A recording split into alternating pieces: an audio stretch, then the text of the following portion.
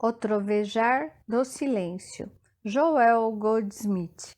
Continuação do capítulo 16. Você pode ser o filho do seu pai. Toda pessoa veste a máscara, ocultando sua verdadeira identidade.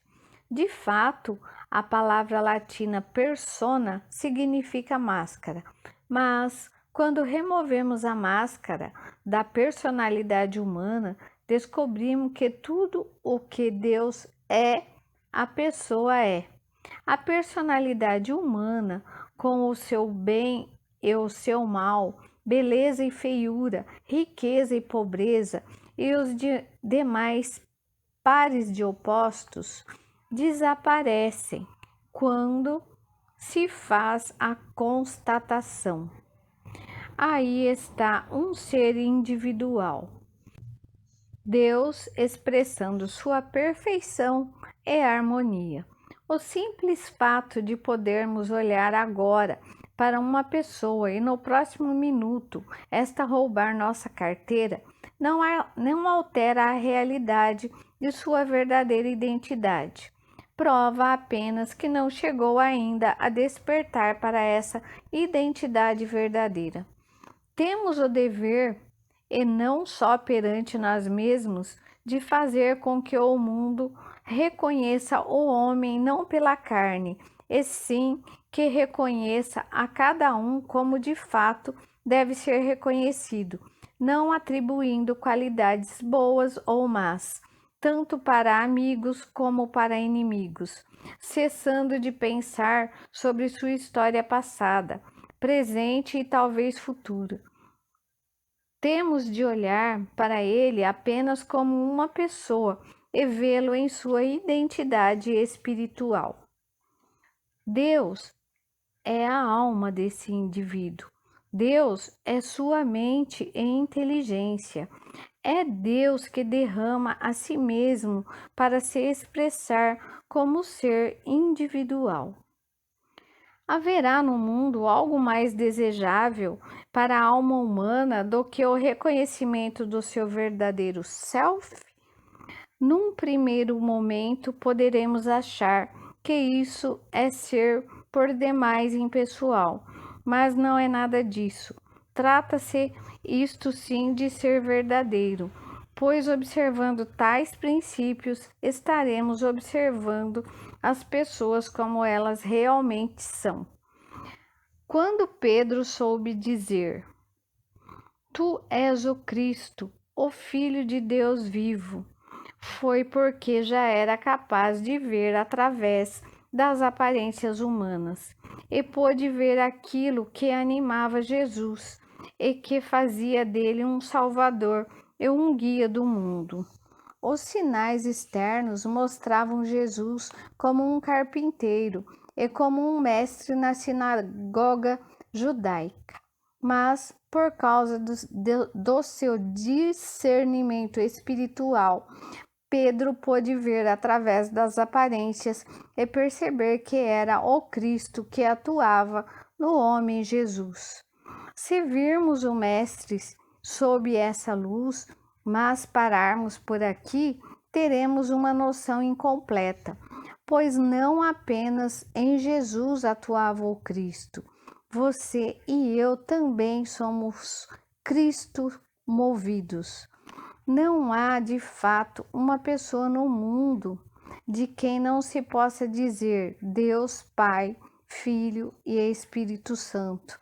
Não há ninguém que, em sua identidade espiritual, não seja filho de Deus, embora na conjuntura humana isso não seja lá muito evidente. O ser humano, vivendo no seu dia a dia, é um homem de carne que não está sob o governo de Deus e não agrada a Deus, e que por isso é confuso, perplexo, frustrado, doente e muitas vezes acossado pela pobreza. Com os filhos de Deus não é assim. Não estão enredados nos problemas do mundo. Os filhos de Deus são livres. Os filhos de Deus renunciaram a todo julgamento sobre bem e mal e estão convencidos em seu coração da verdade sobre as aparências. Não é nem bom nem mal, é só uma pessoa. Não é nem boa nem má, é só uma flor ou uma pintura, um tapete, etc. Não é nem bom nem mal, porque só Deus é bom, e o mal não passa de uma ilusão deste mundo.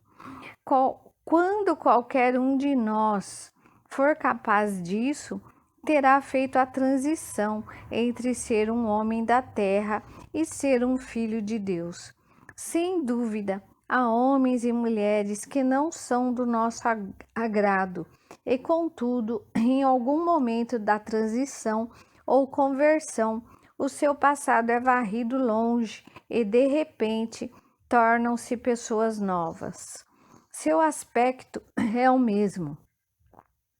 Tem os mesmos olhos, os mesmos traços, as mesmas pernas e o mesmo corpo, e muitas vezes nem reparamos que lhes tenha ocorrido algo diferente, já que a mudança é interior, é uma transformação de consciência.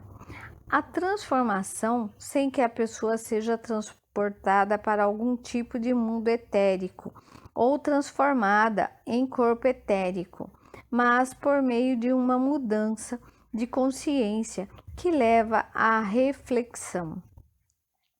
Eu sou uma pessoa, e uma vez que Deus é o princípio criador do meu ser, tudo o que Deus é, eu sou.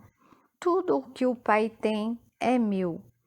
Ser transformado de homem da terra em homem de Cristo não é coisa do outro mundo. Este é o universo de Deus. O jardim do Éden é aqui e agora. Nunca haverá lugar melhor que este mundo real, onde podemos repensar nossos juízos, nossos louvores e condenações de bem e de mal.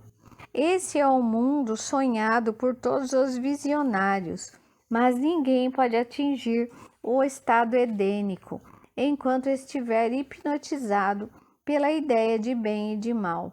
Isso só pode acontecer como fruição do fato de abandonar não só os julgamentos e condenações, mas também todo o elogio. Quando não mais estivermos sob a influência hipnótica dos pares de opostos, o mundo não terá mais o poder de nos escravizar.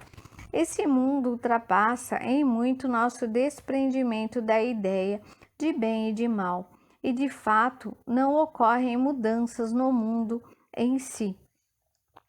Esse parece ser o mesmo, mas a grande diferença é que nós não o vemos mais do modo anterior. Para nós, há nele uma luz diferente. Temos agora uma outra perspectiva, um ponto de vista diferente. As pessoas são as mesmas, os mesmos funcionários nas lojas, o mesmo marido, a mesma mulher ou filhos, e todavia a visão inteira se altera no momento em que nós percebemos a natureza divina da alma humana. A transformação ocorreu em nós quando vemos que nada representam nas aparências mutáveis que o hipnotismo do mundo nos oferece. Não mais lutamos contra elas, não, mas compreendemos que nenhum hipnotizador jamais criou nada, a não ser imagens, e que o mesmerismo mundial jamais criou homens, mulheres, crianças, pecado ou doença, mas apenas um quadro ilusório que foram dados àqueles nomes. Quando removemos de nós mesmos ou de qualquer indivíduo a hipnose do mundo ou a crença em dois poderes, estamos livres. E nesse dia teremos um novo nome escrito na fronte. 5 letras que formam 2 palavras. Eu sou. e esta é a verdade. Eu sou. Não eu era ou eu serei. Eu sou nesse exato momento, e quando percebemos a nós mesmos como eu sou, esse fato torna-se um estado de continuidade, eterno, atemporal, e a ilusão desaparece. Quanto desse princípio é aplicado em nossos relacionamentos humanos e, mais especificamente, quanto dele pode ser aplicado às pessoas que pouco manifestam sua filiação divina? Para verificarmos isso tudo, tomemos a pessoa mais problemática de nossa vida, aquela de quem gostaríamos, acima de tudo, de nos livrar, de melhorá-la, de mudá-la, de corrigi-la ou reformá-la, a pessoa que trocaríamos com prazer por um níquel falso. Vejamos onde está tal pessoa. Em primeiro lugar, como sabemos, a não ser por nossa mente, que se trata da pessoa que julgamos ser?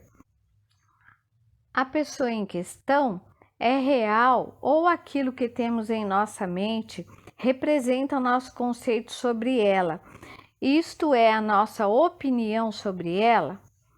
Nessa altura, se estivermos lendo atentamente esse livro, provavelmente não haverá pessoa alguma a nos irritar de verdade ou a causar-nos problemas. Se, porém, continuarmos a ser perturbados, a ideia de alguém será porque ainda conservamos um conceito sobre esse alguém, e será esse conceito a causar o conflito dentro de nós. Se estivermos nos incomodando com alguém, podemos ter a certeza de que nosso conceito sobre esse alguém está completamente errado, pois em sua identidade verdadeira ele é Deus, mesmo a se expressar como indivíduo sobre a terra, o Cristo, contra o qual alimentamos falso testemunho. Desse modo, nós somos os pecadores, não ele, já que levantamos falso testemunho contra ele, mantendo um quadro incorreto da própria imagem e semelhança de Deus. Uma imagem tão afastada daquilo que a pessoa é de fato que, se a desenhássemos como a vemos e lhe mostrássemos, esta jamais se reconheceria. Provavelmente, o mesmo se dá com muitas pessoas que conhecemos em relação a nós. Se pudessem escrever aquilo que pensam de nós, não reconheceríamos nisso a nossa descrição. Se nos amam, a descrição será muito melhor que nós, e sabemos disso. Se não gostam de nós, a descrição será muito pior que a realidade, e sabemos disso também. Contudo, agora estaríamos cometendo o mesmo erro. A pessoa a cujo respeito pensamos preconcebidamente que seja muito boa não o merece humanamente, e outra, contra quem levantamos falso testemunho, não merece tão pouco. Esqueçamos o bem que pensamos de uns e o mal que pensamos de outros, e vejamos a realidade espiritual. Podemos fazer isso focalizando uma pessoa que nos pareça a mais censurável. A primeira coisa que descobrimos será o erro que cometemos quanto ao parentesco, pois Deus é seu Pai. Qualquer herança que tenha é de Deus. As qualidades inerentes de qualquer pessoa são as qualidades de Deus, concedidas à sua imagem e semelhança, o que inclui vida, amor, verdade, justiça, compaixão, integridade, generosidade e benevolência. As próprias qualidades de Deus são o seu presente para seus filhos. Deus constitui o ser individual, portanto, a graça de Deus está nessa pessoa. Deus a permeia com suas próprias qualidades. Ela vive, se move e tem o seu ser na casa como membro da família de Deus. Esta é a verdadeira individualidade, o verdadeiro ser. Essa verdade sobre a criação divina destrói qualquer conceito humano que ainda possamos manter a respeito de quem quer que seja. E, ao sabermos a verdade, o falso conceito mental erigido em nossos pensamentos se vai de nós, capitula, é dissolvido. Da próxima vez que olharmos para essa pessoa problemática, o amor fluirá de nós, pois a estaremos vendo como ela é de fato, e ao observá-la como ela é, ficaremos satisfeitos com sua aparência, a personalidade, o corpo, a carteira, assim como as virtudes e as desgraças humanas podem ser esquecidas, e aquele cuja percepção for além e acima disso tudo, descobrirá que esta é uma pessoa e a realidade do seu ser é Deus. E uma tal descoberta pode conscientizá-lo de sua verdadeira identidade e dispersar por completo a ilusão dos sentidos que o aprisiona. A verdade que conhecemos não diz respeito ao ser humano, mas a Deus, que se manifesta como esse indivíduo. Nossa mente nos prega uma peça. Aceitamos conceitos e neles acreditamos, mas agora podemos ver que nada são, a não ser imagens mentais.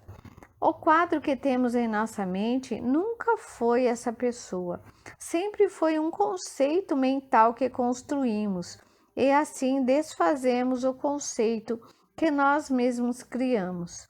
Ao saber que essa imagem em nossa mente não é verdade, não tem substância ou realidade, podemos começar a aceitar Deus como o princípio criativo da vida e a compreender por que foi nos dito para amar não só nosso próximo como a nós mesmos, mas também nossos inimigos.